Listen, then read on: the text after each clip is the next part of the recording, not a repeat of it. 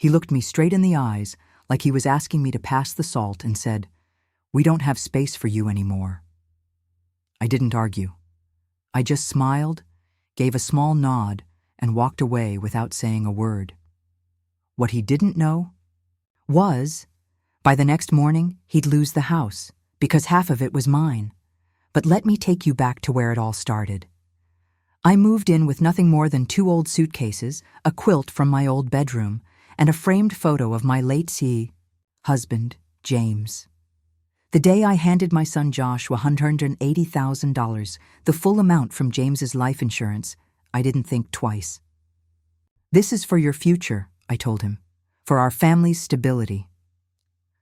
Josh had just married Megan, and they were trying to buy a house in the suburbs of Charlotte. When the bank wouldn't approve the full mortgage, I stepped in without hesitation. Megan hugged me like she was in one of those tear-jerker commercials and said, "Linda, we'll never forget this. You'll always have a home with us." Josh kissed my cheek and promised I'd never have to lift a finger again. The house was new, spotless, and kind of cold. White walls, gray floors, and a kitchen that looked like it had never seen a burnt pan. My room was downstairs, technically the guest room. No closet, a small twin bed, and just a half bath. No shower. But I didn't complain. I was just happy to have people around in the mornings again.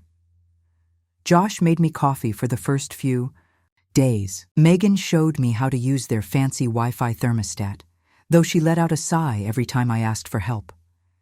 We had dinner together once. Just once. By the second week, things started to change. Little comments here and there. Megan joking with her friends, "It's like I live with 2 kids and a grandma." Josh groaning when I asked if I could put a shelf up in the laundry room. Then came the quiet changes. They put a padlock on the upstairs fridge. Megan said it was for meal prepping. The internet modem was moved upstairs. My Netflix stopped working for 3 days. One night, I heard Megan on the phone in the kitchen. "She's sweet," she said, "but we need our own life. This isn't sustainable." I didn't say anything.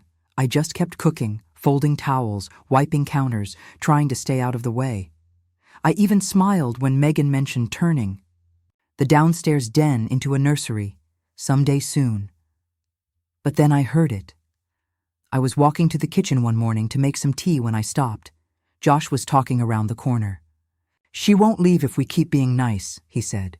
"We've got to push her out without a fight," Megan answered, her voice sharp. "She won't sign her share over unless she feels unwanted. Make it uncomfortable. She'll leave herself." I froze. 6 days earlier, I had helped pick out the wallpaper they were standing in front of. My only son, plotting to push me out, to make room, for a nursery, for convenience. That night, I made chicken Alfredo, Josh's favorite. Neither of them came down to eat. Megan said she already had dinner. Josh stayed upstairs, mumbling something about work. So I ate alone, slowly, thinking about the years I raised him, every scraped knee, every soccer game, every emergency room visit. I still carried a shoebox filled with birthday cards he made me when he was little. Now I was just in the way, a problem to be solved. The next morning, I was washing strawberries when Megan walked in. She crossed her arms and said, "Linda, we think it's time for you to find something more permanent. You know, your own space, for your comfort." A few minutes later, Josh walked in, holding a coffee like it was just any normal day. "We don't have space for you anymore, Mom," he said. "You need to go." I wiped my hands on a dish towel and turned to face them. I didn't cry, I didn't argue, I just smiled, calm, quiet, not fake, just still. "Okay," I said. "I'll be out by tonight." Megan blinked. Josh gave a quick nod, like he'd just checked something off a to-do list. "Thanks, Mom," he said, already turning away. I went to my little room and packed up everything I had, my clothes, James's photo, a paperback I never got around to finishing, and a red folder I kept hidden at the bottom of my suitcase. Inside was the house deed. My name was right there beside Josh's, 49% co-owner. I didn't say goodbye. I ordered a cab and left without looking back. But I knew something they didn't. They thought they'd gotten rid of me. But by morning, they'd realize I still owned half the house. That house wasn't just their dream anymore. It had become a ticking time bomb. And I was the one who had just lit the fuse. The cab ride to the extended stay motel was quiet. I sat in the back seat, holding that red folder like it was a newborn baby. My hands were clenched so tightly around it, the corner left a mark on my palm. I had actually booked the room a week earlier, not because I thought I'd need it, but because something deep inside me whispered, "Be ready." The motel was clean, but it had a tired, lonely feel. The carpet was old and faded. The lamp flickered if you touched it the wrong way. And the whole place had the faint smell of fried onions stuck in the wallpaper. I paid in cash for 3 nights and told them I didn't want housekeeping. I didn't want anyone seeing the few things I had left. That night, I laid on the stiff bed with the TV on mute and stared at the ceiling. I held the house deed on my chest like it was armor. I wasn't angry. I wasn't even shocked. But I was done. The next morning, I used the motel's little printer to make 5 copies of the deed. 1 for me, 1 for a lawyer, if I needed one, and 3 more in case anyone tried to tell me I didn't still have a say. I was halfway through my second cup of coffee at a nearby diner when my phone rang. Unknown number. I almost let it go, but something told me to answer. "Ms. Carter?" a man's voice said. "My name's Brad. I'm with Carolina Private. Lending. You're listed as a co-owner of a property at 124 Grayson Park Drive." My heart slowed. "Yes," I said, trying to sound calm. "Is something wrong?" Brad cleared his throat. "There's been a default. Your son, Mr. Joshua Carter, took out a $95,000 business loan using the house as collateral. He hasn't made payments in months. We've already sent 3 warnings. If the loan isn't paid, foreclosure starts Friday." I didn't panic. I asked questions. I took notes. Josh had borrowed money for a marketing startup. It failed after just 3 months. Either Megan didn't know, or she pretended not to. Either way, the truth made my stomach twist. Brad was polite, but firm. I had 2 choices: pay off the loan, or walk away and let the house go. I asked him to send me the paperwork. When it came, I printed it out in the motel lobby. I pulled out a blue pen, the same one I once used to sign Josh's first school permission slip, and slowly, carefully, wrote my name across every page. Then I scanned it, sent it back, and waited. Brad called again an hour later to confirm he got it. "Foreclosure will move forward," he said. "Thank you, Miss Carter." I didn't say a word. I just hung up, turned off my phone, and sat there in silence. Josh was about to feel what it's like to be left behind. Without warning. I didn't tell anyone. Didn't post about it. Didn't call my sister or cry to anyone at church. I just sat in that little motel room, surrounded by the quiet I'd been missing for years. Later that day, I walked 2 blocks to a small grocery store and picked up some peanut butter crackers, instant coffee, and a tiny bottle of wine. That night, I raised a quiet toast, not to revenge, not to winning, but to this. Finally realizing that I would never be treated like family again, and that maybe. It was time I started treating myself like someone who mattered. The next morning at exactly 8 a.m., my phone buzzed. A message from Josh. "Did you cancel something with the house? We just got a weird letter from a lender." I didn't answer. 3 hours later, another text. "There's a notice on the door. Call me." Still nothing from me. At 3:17 p.m., Megan tried. "Linda, please. We're confused. Just tell us what's going on." I turned off my phone, not to be cruel, but to protect my peace. Because if I had to hear one more fake "please" from the same woman who tried to erase me, I might forget that sometimes. Silence is the sharpest weapon of all. The foreclosure happened faster than I expected. Less than 48 hours after I signed the release, the sheriff's office taped a big, bright orange notice to the front door of 124 Grayson Park Drive. I didn't see it with my own eyes. I didn't have to. Megan posted a frantic message in the neighborhood Facebook group. Urgent. Our home is being targeted by a scam. Does anyone know a foreclosure lawyer? Please help. I laughed for the first time in days. There I was, sitting in a motel room, drinking motel-brewed coffee from a paper cup, watching her panic unfold online. People flooded the comments. Old. Co-workers, neighbors, even Josh's old college buddy Darren. What happened? Are you okay? We thought you two were doing so well. And there Megan was, typing back. Every comment on Megan's post felt like a desperate politician talking, never giving real answers, just spinning everything into vague hardship. We're being betrayed by someone we trusted, she wrote. Someone who should have protected us. That's when things shifted. It stopped being sad or funny. It turned mean. Within hours, I started getting messages from people I hadn't heard from in years. My cousin Sharon, a woman from church, even my late husband's sister. All of them asking the same question. Linda, what's going on? Megan had twisted the story to make it look like I had betrayed them, like I had done something cruel just out of bitterness. She didn't mention the money I gave. She didn't talk about how they pushed me out.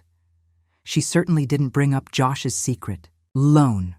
No, she just played the victim. And Josh? He doubled down. He posted an old photo of the two of us, me and him when he was 5 years old, eating ice cream in a parking lot. He wrote, "It's hard when the people who raised you end up turning on you. No names, no tags, just guilt-tripping in plain sight. But I knew who it was meant for. Our relatives, mutual friends, people who didn't know the full story and would just fill in the blanks with their own assumptions. I was being erased in real time. For a moment, I thought about defending myself, posting the deed, sharing proof of the loan, even screenshots of the texts. But then I remembered what my father used to say. Don't fight people rolling in the mud. You'll only get dirty, and they'll enjoy it. So I stayed quiet, until the phone rang. It was the sheriff's department, a polite man named Officer Reeves. Miss Carter, he said, just a courtesy call. There's a formal lockout scheduled at the Grayson Park address this Friday at 10 a.m. You're not required to be present, since you've signed off, but we wanted to notify you as a listed party. I thanked him, didn't ask for details. But that night I couldn't sleep. I kept imagining it. Josh stumbling to the door in sweatpants. Megan crying on the porch, their belongings stuffed into garbage bags and left on the lawn. And still, I didn't feel joy, just stillness. Because they had chosen every step that led to this. Friday came, and I didn't leave my room. I made oatmeal in the motel microwave and waited. At 10:42 a.m., my phone buzzed. No caller ID, voicemail only. I played it. Josh's voice, low, angry. I don't know what you did, but we're out, gone. You ruined us, Mom. I hope you're happy. That was it. No apology, no regret, just blame, as if I had triggered a bomb they built. At noon, Megan sent a longer message. Linda, if you wanted to hurt us, congrats. We're being evicted. I just hope you sleep well tonight. You've destroyed your family. That word, it clung to me all day, as if they weren't part of that same family. As if I had no right to walk away from people who treated me like I was just something to stand on. I turned off my phone, walked to the corner store, bought a notebook. On the first page I wrote, "Today, they lost everything." And with that, I found my silence. I sat on the motel bed, turned to a fresh page, and just kept writing. But they didn't stay quiet for long. 2 days after the lockout, Megan posted a full breakdown on Instagram, 10 slides. Pastel backgrounds, cursive text, the title, When Family Betrays You. Each slide was a carefully written version of the truth. She said they had welcomed a grieving elderly parent into their home with love and kindness, only to be blindsided by legal trickery. She even called it elder abuse. The comments poured in. People who didn't even know me jumped in. Some people just want to control their kids forever. This is why boundaries matter. You're so strong, Megan. Sending love. I kept scrolling until I found Josh's comment. You did everything right. You protected our future. She chose destruction. I stared at it for a long time. Not because it hurt, but because I couldn't believe how easily he could lie. There was a time he'd cry if I scolded him for breaking a dish. Now he was telling strangers that I was a monster. Still, I didn't say a word, didn't post, didn't reply. But it wasn't over, not even close. The next morning, I woke up to a knock at my motel door. I didn't move right away. I've lived long enough to know that hesitation can be its own kind of protection. Then came a second knock. I opened the door, just a crack. Standing there was a woman, maybe in her mid-50s. Linda Carter, right? The woman asked, her voice unsure. You probably don't remember me. I'm Doreen. I work with the City Housing Board. I saw some stuff online and I just wanted to hear your side. I blinked, then nodded. We sat down in the motel lobby with some not-so-hot coffee, the vending machine humming in the background. I told her. Everything. Every single dollar I spent, every meal I skipped, every cruel word I bit back. She didn't take any notes. She just listened. I'm not a reporter, she said softly. I'm just tired of seeing good people get trashed by influencers with perfect lives and matching throw pillows. Before she left, she handed me her card. If you need help finding a real place to live, let me know. I've got some connections. It was the first real kindness I'd felt in weeks. That same night, I opened my email and saw a subject line. Request for interview, Charlotte Local Magazine. I didn't even read it, just closed the laptop. I wasn't ready to tell my story on their terms. Not yet, but I did forward it to myself with a new subject line. Hold on to this. Meanwhile, Megan wasn't slowing down. That week, she posted a TikTok, standing in front of a U-Haul, her mascara smudged, baby bumps showing, holding a cardboard sign that said, "Evicted by my mother-in-law." It blew up. 80,000 views in 2 days. People tagged news channels. Someone even offered to start a GoFundMe. Then, out of nowhere, my old church pastor texted me. Linda, what's going on? Can I call you? That was it. I'd had enough. I pulled up the deed to the house. I pulled up the bank statement showing the money. I transferred. I found the email from Brad confirming the foreclosure. I took screenshots of Megan's text that said, once she's gone, we can finally plan the nursery. And then I sent it all to the pastor, my cousins, the church ladies' group chat. No explanation, no comments, just the truth. 5 minutes. Later, my niece texted back, oh, so she lied to everyone. Then, nothing. No one defended her. No one said a word. But I knew they saw it. I knew something had finally snapped. Later that night, I got another message, this time from Josh. Please call me, just talk to me. 10 minutes later, another one. I know things got bad, but you're still my mom. I didn't answer, not because I hated him, but because sometimes relationships don't explode. They crumble slowly, one piece at a time, every time someone you love makes you feel like you don't matter. I stared at the phone for a long time, then I locked it and slid it into the drawer. I lay down on the motel bed and whispered into the dark, still your mom, but not your fool. And for the first time in weeks, I slept straight through the night. The next morning, there was a bouquet of white lilies outside my motel.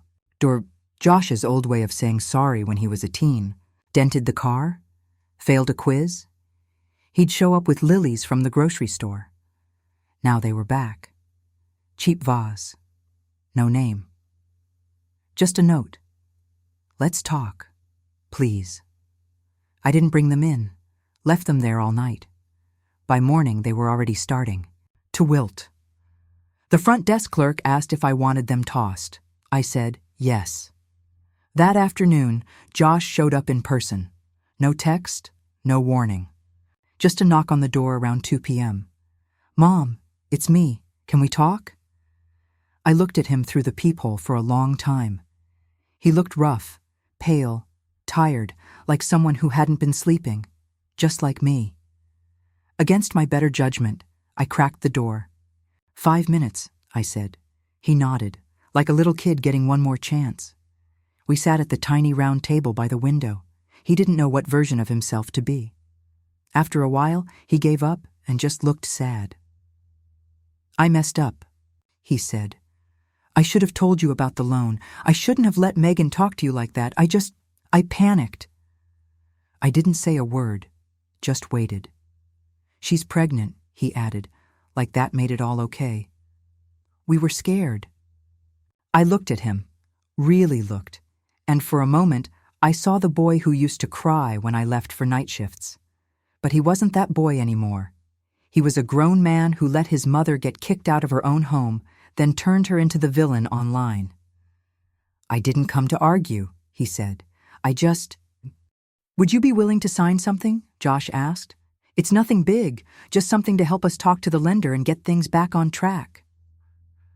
Right then, my gut told me everything I needed to know. He hadn't changed. He wasn't there to make peace. He was there because he still saw me as a tool, something he could use when things got tough. "Show me," I said. He hesitated, then pulled out a manila folder and handed me a piece of paper. I read it once, then again. It wasn't just a simple agreement. Hidden in all the legal talk was a partial power of attorney. If I signed it, he'd get access to help manage the foreclosure, but that also meant access to my bank accounts. And my retirement fund. I set the paper down and said quietly, "Get out." He looked confused. "Mom." "Out." He stood up slowly, like he thought he could fix it with one more line. "We're going to lose the baby's future, Mom." I looked him straight in the eyes. "You already did." He didn't say another word, just walked out. I locked the door behind him and stood there until my hands stopped shaking. Then I called the front desk and asked to move rooms, different floor, different hallway. They didn't ask why. I packed up everything in 15 minutes and was in the new room before dinner. That night, I blocked Josh's number. Not because I was angry, but because I needed to protect myself from the part of me that still wanted to believe he meant it when he said he was sorry. The next morning, I walked to the housing board office and gave Doreen the card she'd given me. She looked up from her desk and smiled like she'd been waiting for me. "I'm ready to move on," I told her. "Not just from them, from all of it." She didn't say, "I'm proud of you," or "That's the right choice." She just slid a folder across the table labeled Senior Housing Coastal Options. On the very first page was a 2-bedroom condo near Wilmington. It had a little porch and ocean access, and the rent was something I could actually afford with my pension. I circled it. "This one," I said. That evening, I got one last email. It was from Megan. No emojis, no hashtags. Just a raw, simple message. "I don't know what we're supposed to do now. We have nothing. I know you hate me, but think of the baby." I stared at the screen for a long time, feeling her words press heavy on my chest. Then I closed the laptop, made myself a cup of tea, and watched the sun go down behind the motel parking lot. I didn't reply. Not yet. Because what I was planning next wasn't just a reply. It was going to be a reckoning. 3 days went by with no messages. Then, at 7:42 p.m. on a quiet Sunday, there was a knock on the door. I was in pajama pants, halfway through a cup of peppermint tea. I checked the peephole. It was Megan. She looked more worn out than usual.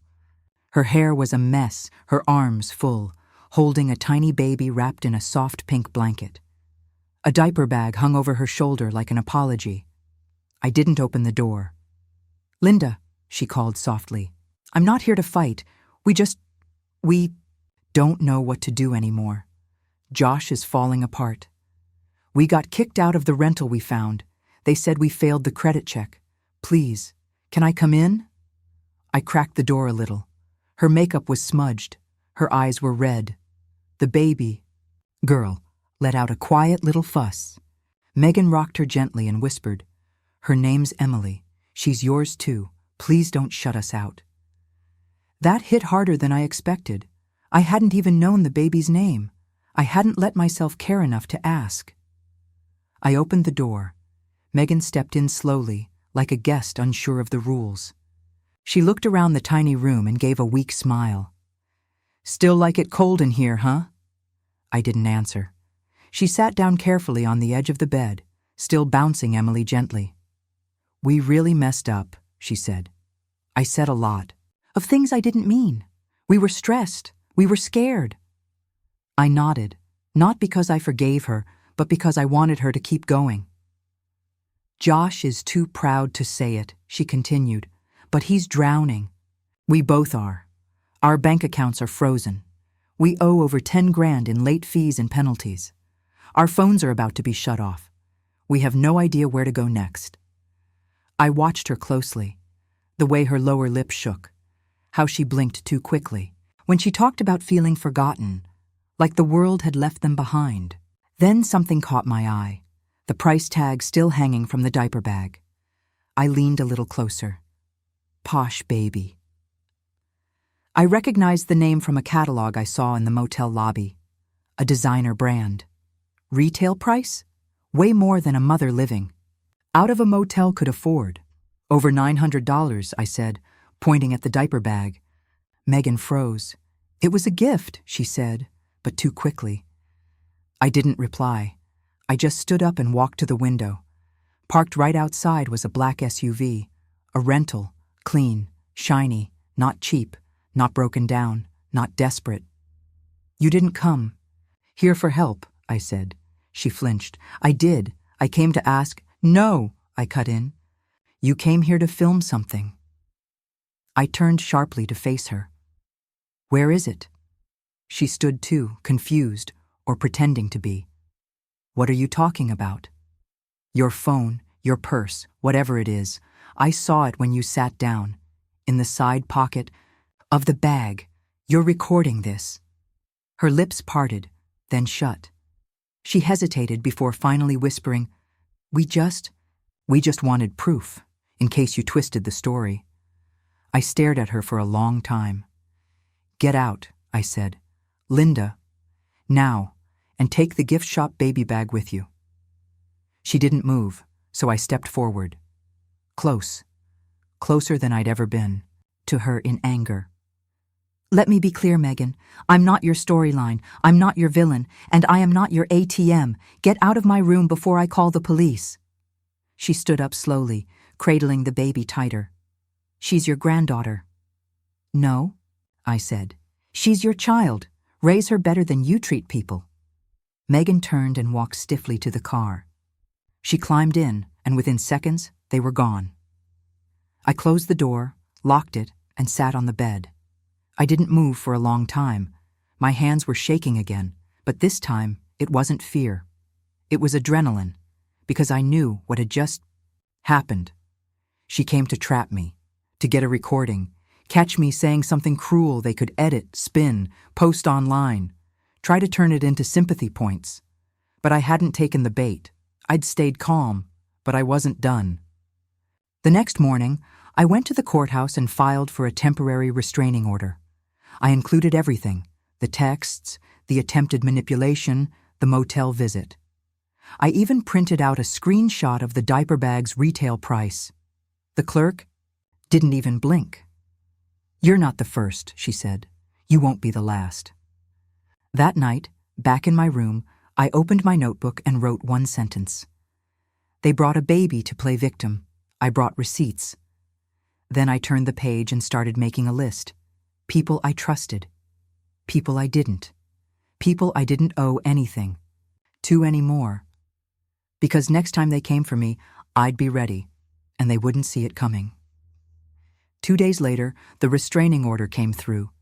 A thick envelope, court seal and all, slid under my motel door like the final piece of a puzzle.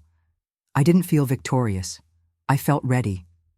That kind of stillness you get before a storm. Not because you fear it, but because the windows are all ready, boarded up. I made 5 copies. 1 for the motel, 1 for the local police, 1 for Doreen at the housing board, 1 for myself, and 1 I mailed, unsigned, no return address, to Megan and Josh's last known address. With a single sticky note attached. You wanted legal, you got it. That night, I finally replied to the interview request from Charlotte Local Magazine. I didn't ask for money. I didn't try to sell a story. I just sent them the truth, the deed, the $180,000 wire receipt, the foreclosure confirmation, screenshots of texts, and the photo of Megan's brand new diaper bag. Subject line: Since they want to talk, let's talk. The editor called me the next morning. Her voice was firm but kind. We believe you, she said. Would you be willing to go on record? I told her yes, as long as they included 1 line. From me at the top, this is not revenge, this is clarity. The article came out that Sunday. A 3-page spread titled, When Help Becomes a Weapon, One Mother's Account of Financial Betrayal. It didn't go viral, didn't break the internet, but it spread, quietly, steadily. In Charlotte, people started talking, not gossip, discussion, real conversations. The same Facebook group where Megan once posted tearful updates now buzzed with debates about housing ethics, inheritance rights, entitlement. And my name? It didn't show up as a monster, not even as a victim, just as a person, someone who had been erased and then calmly wrote herself back in. But the moment I knew the tide had turned, that came the following Friday when I walked into the local coffee shop and saw Josh sitting alone at a corner table, hoodie, pulled up, staring into a paper cup like it might tell him what went wrong. He was staring into the foam on the water like he was trying to find his own reflection. At first, he didn't notice me. I almost kept walking. But then he looked up and our eyes met. He didn't flinch. He didn't wave. He didn't even blink. He just looked. And in that one look, I saw everything, not regret, not guilt, just distance, like we used to be connected. But that connection was long gone. I kept walking. I didn't cry. That night, he sent an email, no subject line, just a short message. I read the article. I won't contact you again. I'm sorry. You felt like you had no choice. Not sorry for what he did, just sorry that I felt stuck. I thought about replying, but instead, I archived it and moved on. The next morning, the motel manager knocked softly on my door and handed me a stack of forwarded mail. At the bottom, there was an envelope from a real estate company with a note from Doreen. You've been approved. The keys are waiting. Inside were the listing details. 2-bedroom condo, 2nd floor, with a view of the water in a quiet Wilmington complex for veterans and seniors. Move in next Friday. The rent? Just barely under budget. I stood there holding that paper and realized something. I had stopped jumping every time someone knocked. I wasn't scared of unknown numbers anymore. I had stopped feeling like I needed to apologize just for being here. Later that day, I updated my will. I took Josh's name out completely. Everything now would go to 3 places: a domestic abuse, shelter, a local literacy program, and the animal rescue where I used to volunteer. Then, I sent one last email to my lawyer. If he ever tries to fight this, send him everything, all of it, publicly. I didn't wait for a reply. I trusted he'd take care of it. That weekend, I got a text from a number I didn't know, but the moment I read it, I knew it was from Megan. 4 words. We lost everything. Congrats. I read it once, then deleted it. No response, no anger, just done. I spent that evening packing my things for the last time. Not because I was running, but because finally I wasn't. They had spent so long making me feel like there was no space for me. In the end, they showed me I didn't need their space at all. The condo was smaller than I imagined, but brighter. Sunlight poured through the windows and rested gently on the white walls and laminate floors. I stood in the doorway for a whole minute, soaking in the silence.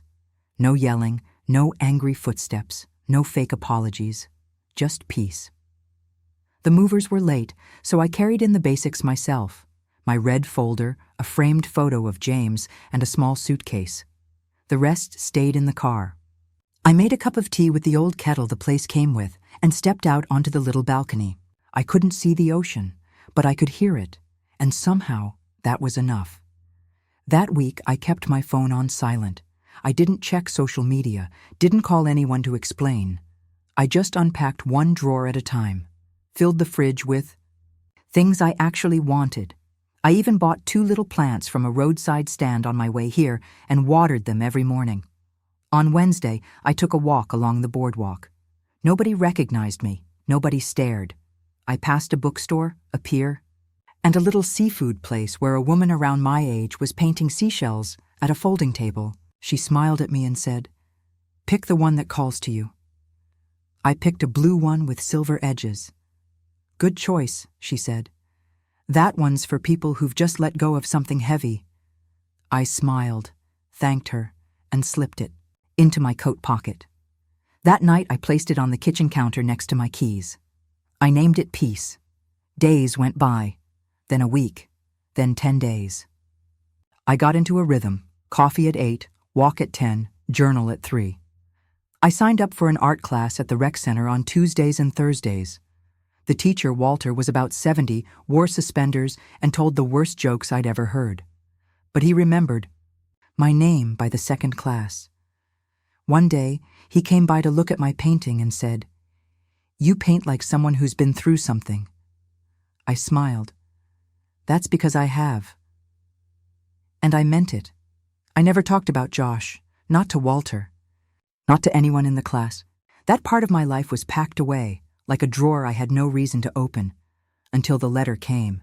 Handwritten, sloppy handwriting, no return address, just a P.O. box near Charlotte. Inside were 4 lines, written by Josh. The letter said, "Can't undo what I did. I don't expect anything from you. I just want you to know I'm trying." It was signed Emily Linda Carter. I read it twice. Then I folded it carefully and put it in the same drawer where I kept the deed, the one that was now worthless. I didn't cry, I didn't smile, I just let the words settle inside me. Later that evening, I went for a walk on the beach. I stood barefoot in the cool sand and listened to the waves crash for more than an hour. I thought about that girl named after me, about the man who used to be my son, and the little boy who once brought me flowers from the neighbor's yard, flowers he cried over when I told him they were stolen. He was gone. But maybe, somewhere, out there, something better was being born from all that was broken, and that wasn't my burden to carry anymore. I turned and walked back home. The condo's lights glowed soft and warm. I curled up on the couch with a blanket and a book. No drama, no angry emails, no family fights to deal with. Just quiet. Just me, choosing peace instead of asking for permission. My phone buzzed once more that night. It was an unknown number. No message. I let it go silent and whispered the same 5 words I'd been holding on to since the day they pushed me out. No space here either. Goodbye. To this day, I don't know where Josh and Megan ended up. Maybe they figured things out. Maybe they didn't. What I do know is this: I'm happy now, and that's enough. That's it for today. What would you have done if you were in her shoes? Drop your thoughts in the comments. I love reading what you all think. And hey, if this story touched you, check out these other videos. You won't want to miss them.